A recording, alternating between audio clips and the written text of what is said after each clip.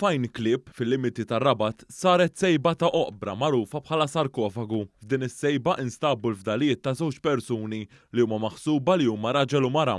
Waħda mill-persuni kienet liebsa ġojjellerija magħmula mill-metall u fis-sit instabu wkoll fuħħar u fdalijiet tan-nimal. Fi stqarrija is-Sovrintendenza tal-Patrimonji Kulturali qalet li dawn il-fdalijiet immorru lura għal madwar 600 sena qabel Kristu huwa maħsub li huwa ta' żmien il-Feniċi. Il-ħidma saret flimkien ma' Heritage Malta u d-Dipartiment tal-Arkeoloġija fl-Università ta' Malta. L-għadam u l-oġġetti li nstabu issa jinsabu fil-laboratorji tas-Sovrintendenza tal-Patrimonju Kulturali fil-Belt u l-Karkara. Fi stqarrija kien intqal kif dan is-sit instab kombinazzjoni waqt li kienu qed isiru xogħlijiet biex jgħaddu s-servizzi fl-2001 u hawnhekk kien ġie deċiż li s-sit jibqa' preservat kif inhu.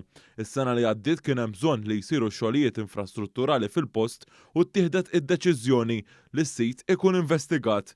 Intqal kif sejba ta' sarkofagu hija rari ħafna fl-arkeoloġija Maltija hekk kif l-aħħar wieħed li nstab qabel dan kien il-fuq minn 300 sena ilu.